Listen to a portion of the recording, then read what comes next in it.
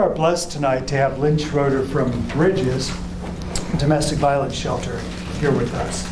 And it's, we've all been around long enough that we know sometimes in life stuff happens that you just don't see coming.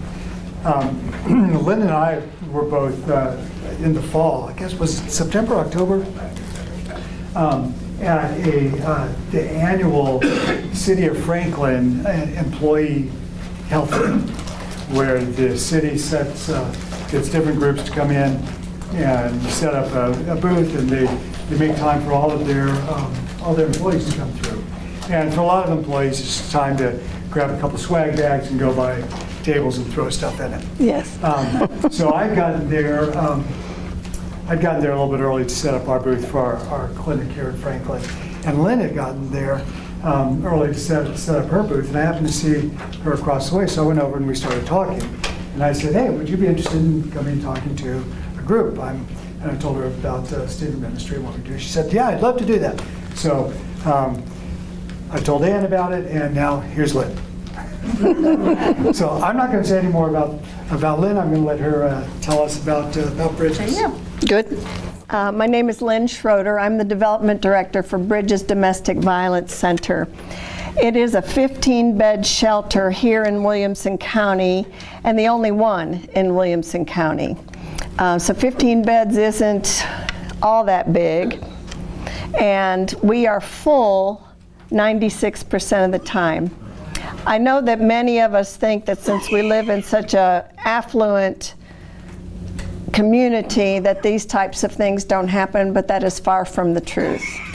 We have discovered that if people don't have control in their work environment, then they come home and control their home environment. And that's really what domestic violence is all about. It's not really about violence. It's about control. What can I do to control you? What happens with the shelter is we have a 24/7 hotline. People can call at 3 in the morning. We have a crisis team who goes out to meet with someone who the police think should not stay at that location with either just them or their children. We'll go out and tell them what their options are, because most people don't know we exist. That's why I'm here. Let people know that we exist. Give them our number. If it's your work fellow next door to you, slide this under their keyboard. They'll never know who put it there, but it might save their life. They can call anytime. Sometimes people just call because they want to know if they're in a domestic violence situation. Some people don't know what domestic violence means. So they'll call and say, this is what's going on. Is this normal? What should I do about it? Should I get away? Blah, blah.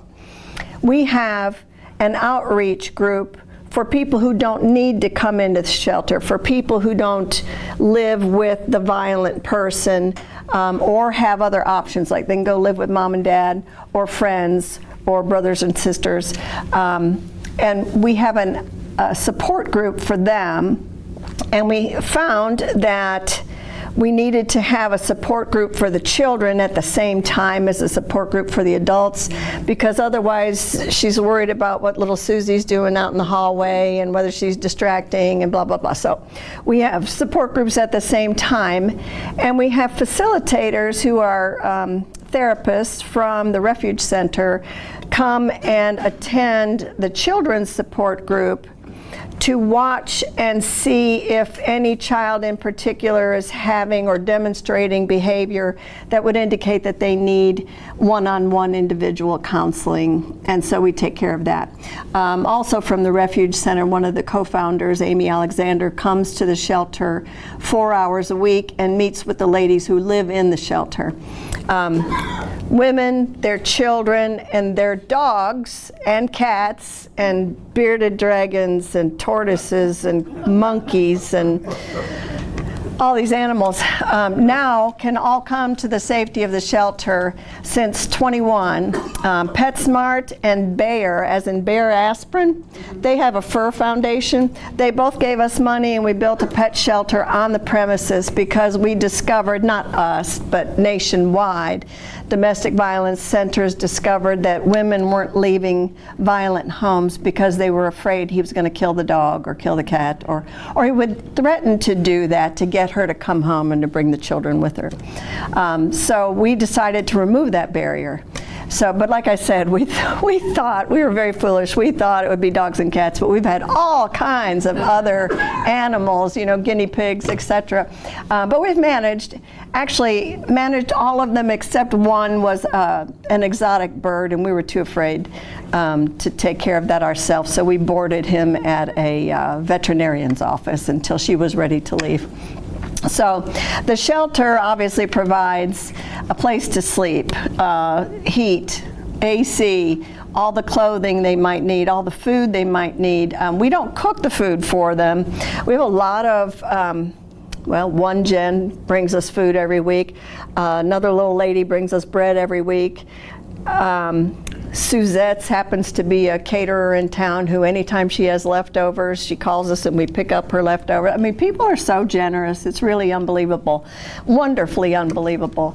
But the ladies are expected to cook for themselves. This is their home. The shelter's their home, even though our business offices are also in the shelter.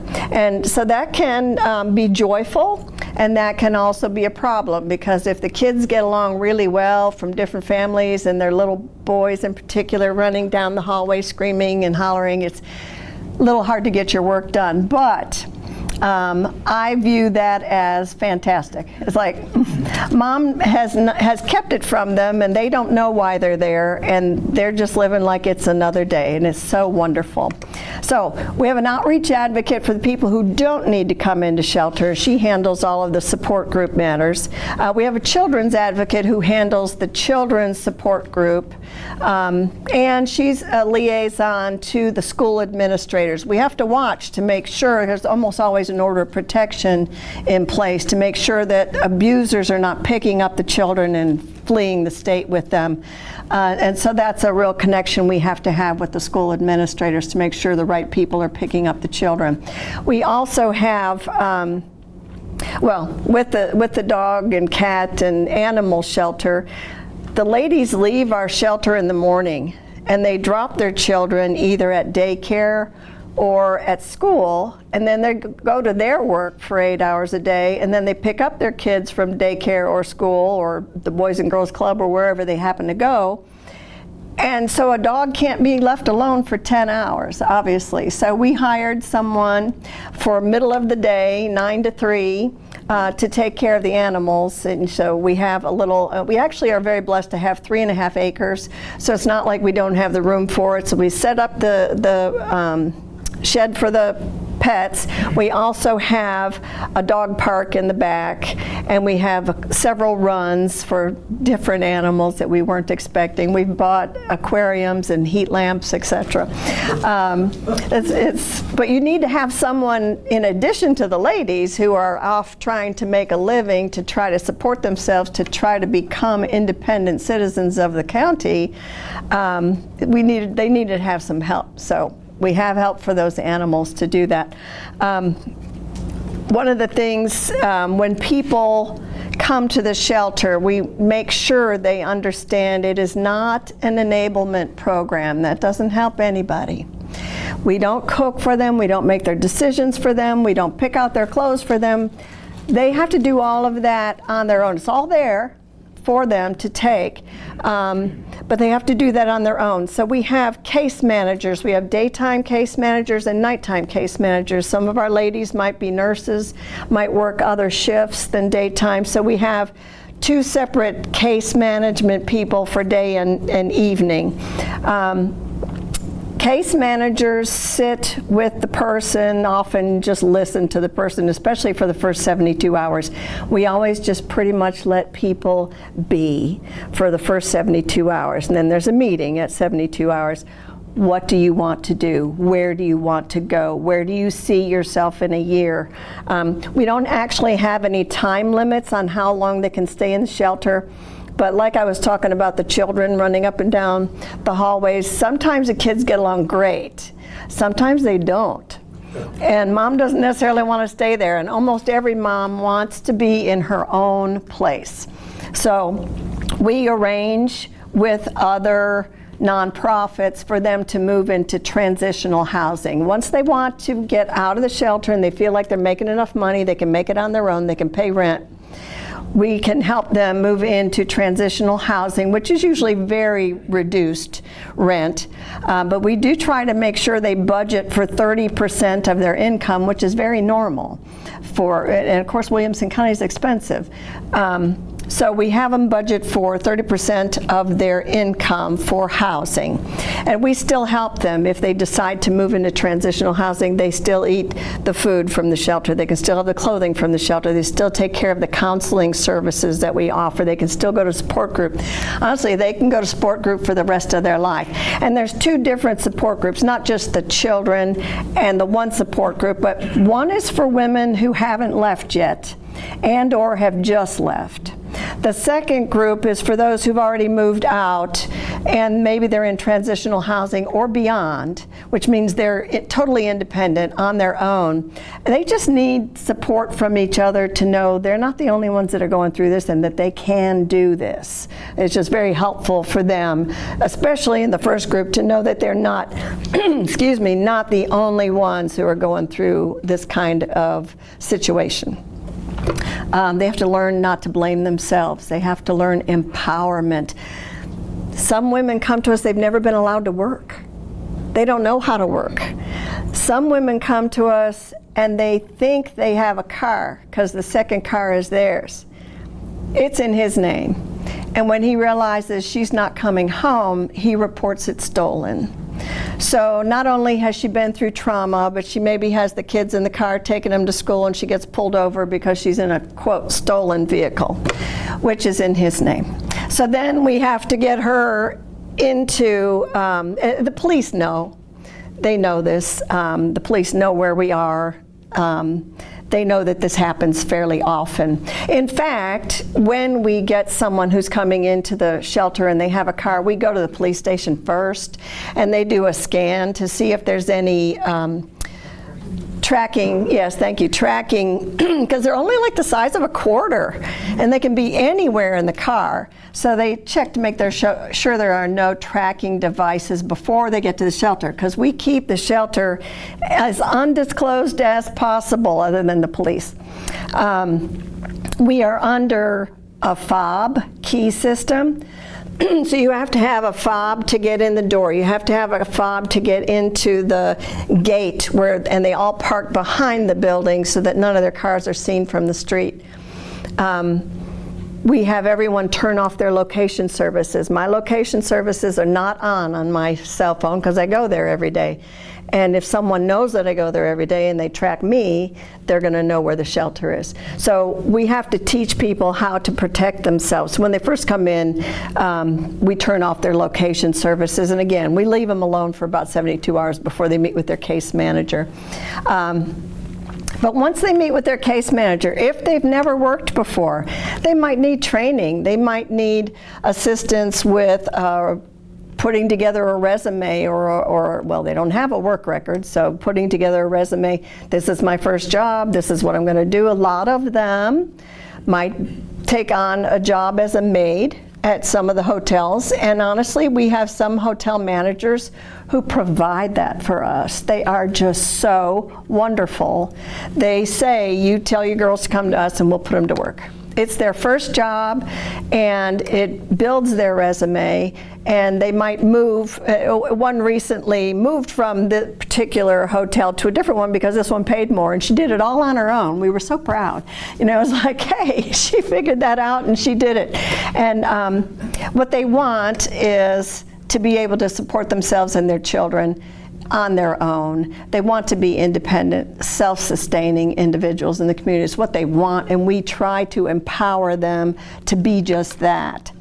We have some great success stories. One of the things I want to say, though, about the control issue is that abusers know that medical professionals have an obligation to report suspected abuse, so they don't let their wives go for their basic services to doctors, dentists, eye doctors. So we had one lady come to us, had never worked, came from another country where women were treated as chattel. We've been having that conversation. And she learned English first, probably drove everybody crazy in the shelter because she had it on her cell phone constantly, and she was constantly learning English.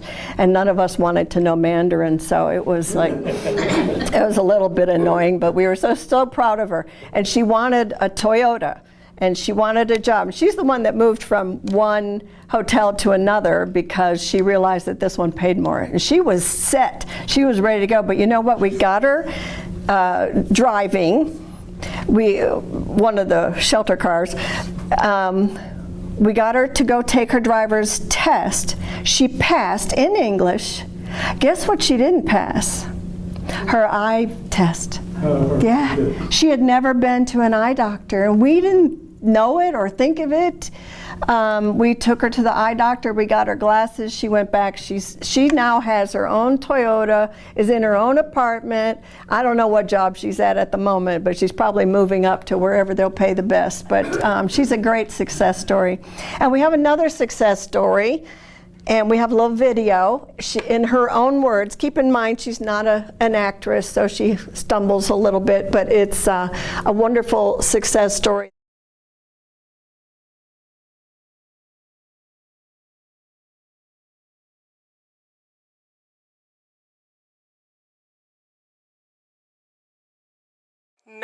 What's the exact location of your emergency? I'm in Franklin, Tennessee. Please send the police. My husband's gonna kill me.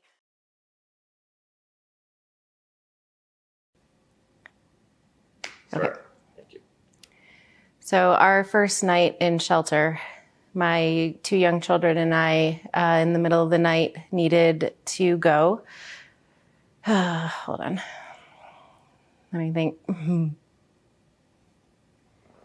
We probably want to start with, because I want to start with showing up that I was in fear for my life, right? When a survivor first comes into Bridges, they're very afraid, and they're like a deer in the headlight. So what we want to do is minimize that fear as much as possible. So our first night in shelter with me and the kids, we were there probably midnight, middle of the night. Riddled with fear for myself because I knew that if we hadn't gotten there, that it was only minutes, if not hours, before I would be dead. And I don't even know what would have happened to the kids. It's a lot to take in when you're first coming in and you're full of fear and doubts, and you've never been in a shelter environment before, and you have your misgivings about what that might look like. So a lot of it, when they first come in, is about helping them to feel comfortable, giving them the opportunity to feel compassion and to know that they're safe and that we have them and that we're going to figure these things out together. I could only think I just need to get my kids safe. I couldn't think of anything else. So when I got there, I couldn't even process what I was doing, let alone what I needed. I couldn't even think about or understand what to ask for. But the women there were more than I could have ever hoped for. Our goal is to make our program fit the individual rather than the individual fit our program. And that allowed just a whole world of weight to be lifted from my shoulders. I don't have to be afraid for 5 minutes. I don't even know what that's like. Is that possible? There is just something very comforting. That you kind of felt like you were in a safe place. Through having general respect for each person there and each child there, it promotes a certain type of familial atmosphere. And the kids generally are very good at bonding with each other. We have a child advocate to help them work through and work with those emotions and process them. The kitchen area, it promotes a lot of group activity because you kind of have to do some cooking at the same time as other mothers or other people in the shelter. We have our living room area is open to have more than one family in there to either watch movies or play games or do things of that nature. We have a court advocate through our outreach program that helps with orders of protection, that not only helps them with the paperwork but also helps in explaining them what they can expect through the legal system and the court system. My name is Jessica Bourne. I'm a former assistant district attorney here in Williamson County in the 21st Judicial District. During my time at the district attorney's office, I was primarily the domestic violence prosecutor there. And I'm a civil attorney now, focusing mostly on family law, but continue to serve domestic violence victims. Throughout the course of my career as an attorney, it wouldn't be possible to serve victims of domestic violence without Bridges. There was always hope because, again, there's just more and more, like they've done this all the time, so they have all these resources and resources that I would never even know about. When a victim finally decides that they are able to leave, they make that call, which is so hard after they've thought through the process multiple times, and they take the leap of faith and are usually isolated and have no one. They come into the world of the law. For our in-shelter clients, she will come and she will sit with them and help them with that. And she'll also sit with them when they go through that court process so they're not sitting in the courtroom by themselves. As a prosecutor, when I would talk to juries, you can't understand it. And you won't understand it unless you've been through it or worked in it or have been informed and have the education on domestic violence. And it's happening all around us. And I think it's important that we recognize that it's okay to talk about it and to be there for people. And most importantly, if you run into a situation where you have encountered someone that is experiencing signs of domestic violence, understanding that Bridges is here as the support. All you gotta do is pick up the phone and talk to them. I've been with Bridges for quite some time.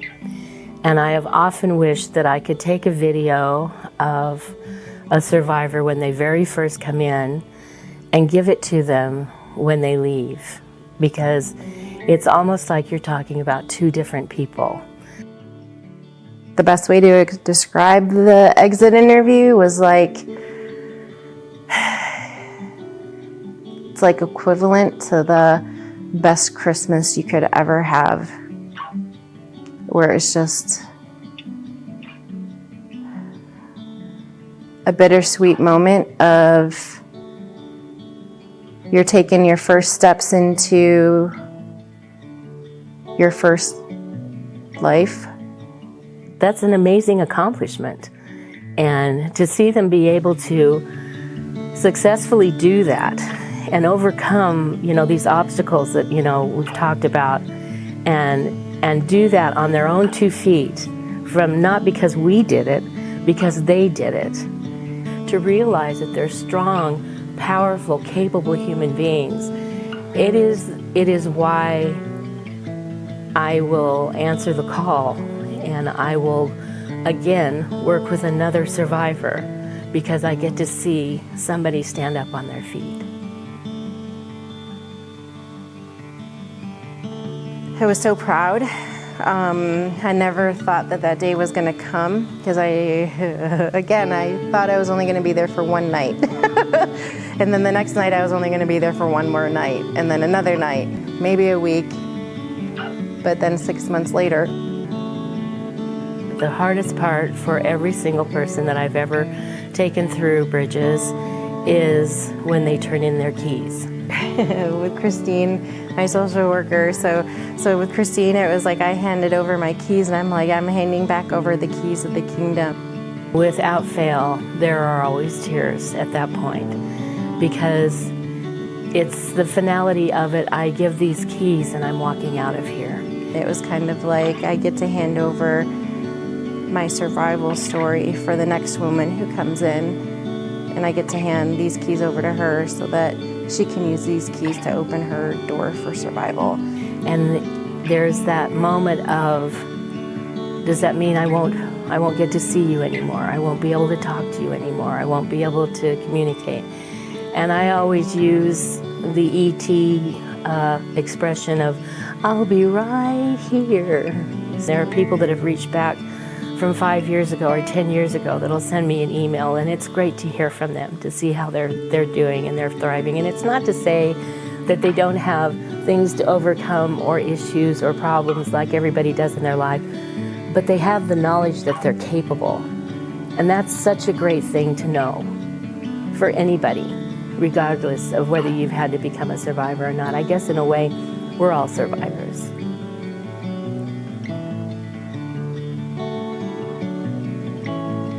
I survived. I survived. I survived. I survived.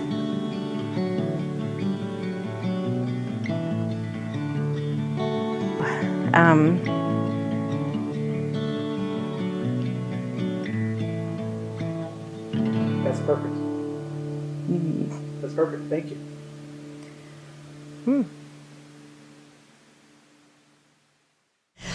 Christine's been there for 22 years. I think she's seen everything under the sun, you know, and she's so good at, I swear, I think she can just look at you and pull it out of you and figure out who you are and help you along the path. And that's what she does. And that's what our nighttime case manager does as well. And she mentioned, which I forgot to mention, is our court advocate is probably the person they see within those first 72 hours because she goes to court with them to get the order of protection. She has seen abusers come out into the hallway and do like a throat slashing gesture, and the women stop and they won't go further. So she has been instrumental. She and DA helper, yes, Kim, who passed away very early and unexpectedly.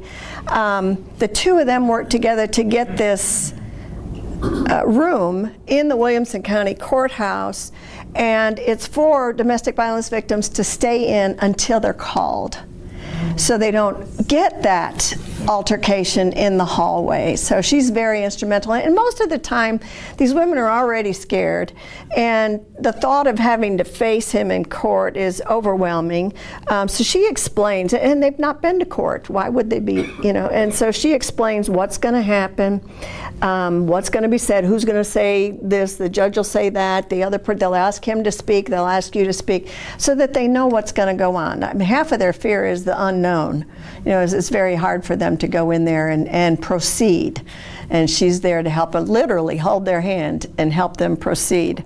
So she does that. I want to make sure I do say, though, that's not just women. We can't take men into the shelter, but we can provide all the services that we provide for the women, for men. And I'm going to say that of the around 10,000 calls that we get a year, about 300 of them are men who are being abused. Now, we've discovered that men who are married to an abuser just walks away. A man just walks away. But if a man has children with an abuser, he needs our help. He needs help with the court process. He needs to be taken to a safe place, with the children taken to a safe place. He needs that order of protection too. So although we cannot bring the men into the shelter, we put them in either hotels or apartments where we have an agreement with those owners to put them in there for a very reasonable rate and or free. Sometimes it's free. You'd be amazed at the generosity of people. So what have I not told you? We have crisis intervention, go out in the middle of the night, temporary shelter. They're not going to live at the shelter. Some have made that mistake too. Well, I live here now. No, you don't live here now. We're going to empower you to live on your own. We have case managers, child advocate, court advocate, and of course this is what we call community awareness, which is all that I just read off of the brochure that you have in your hand. This is not a poor people thing. This is it crosses every socioeconomic status of the environment, of the society. A lot of times it's even more prevalent in wealthy and affluent communities because of the control issue. Are there any questions? I've been rambling here for a little bit. Yes? I see you have a volunteer program.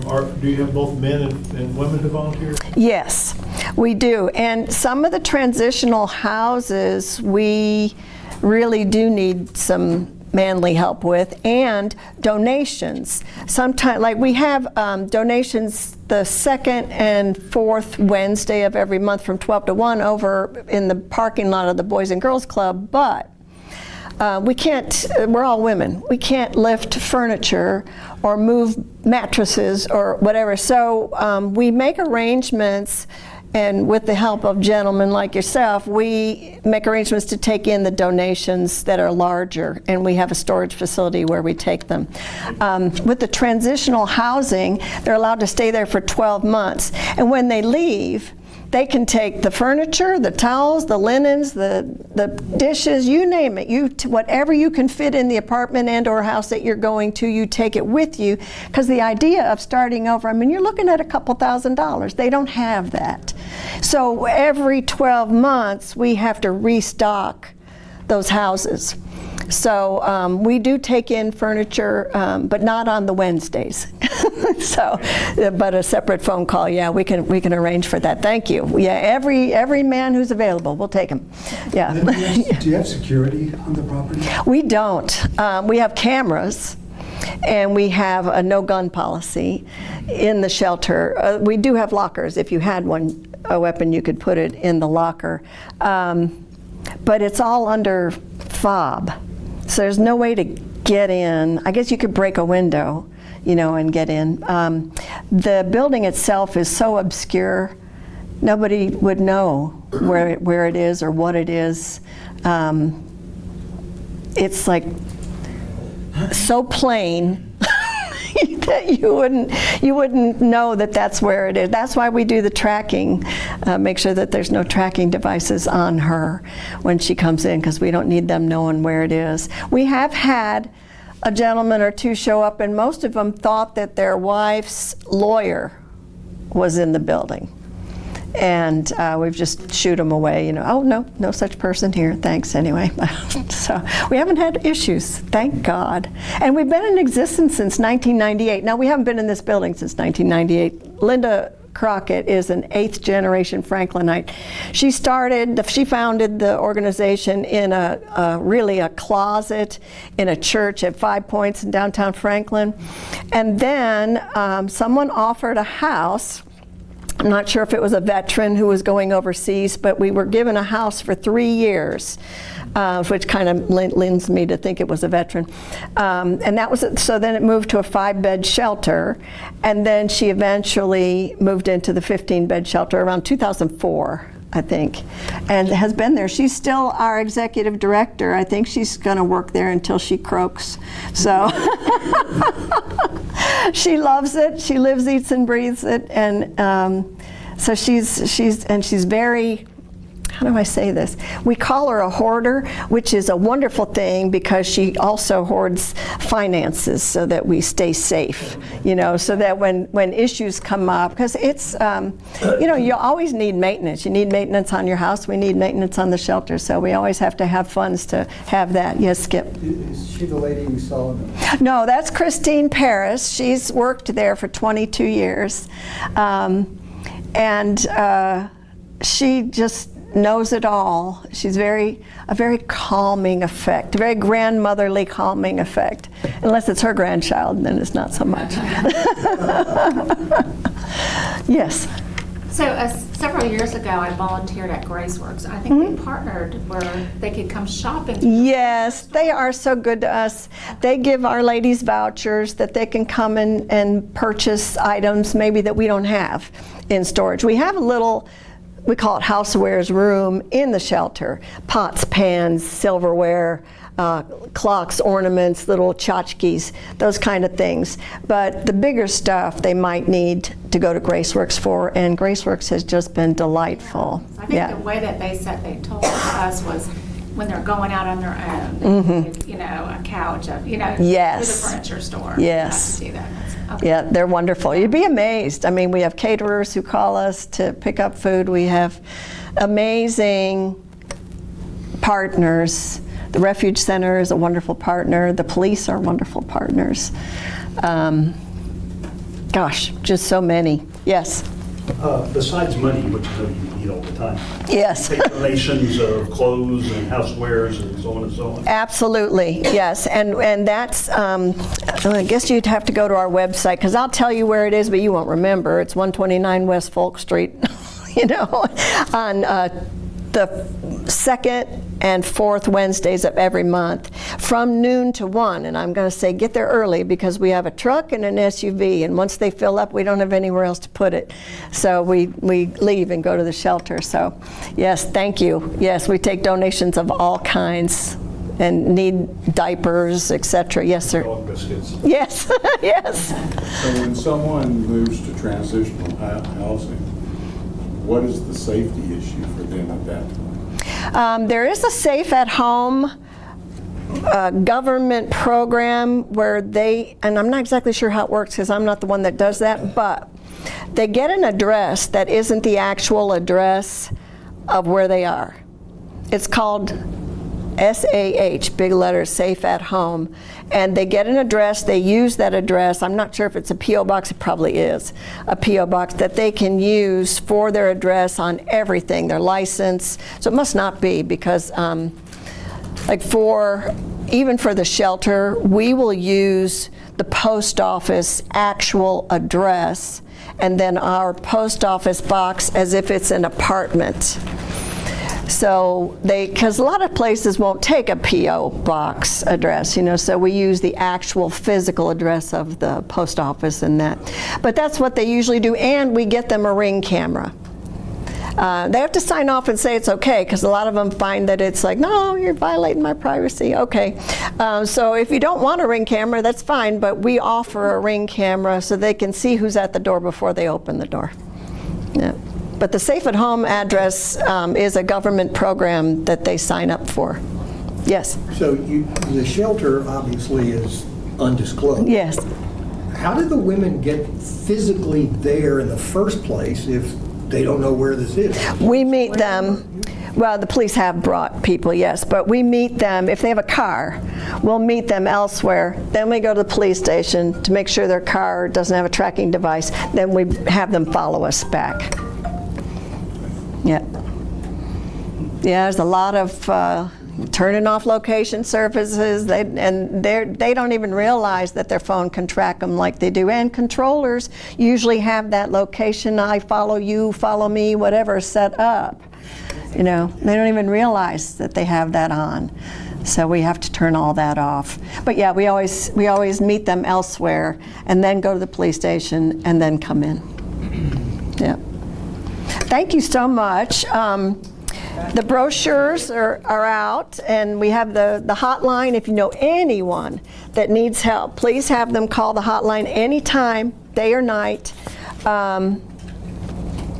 Donations, yes please, and on our website it'll tell you that address so you don't have to remember it. And what else can I tell you? Thank you for having us here. Thank you for the awareness that you're providing for us.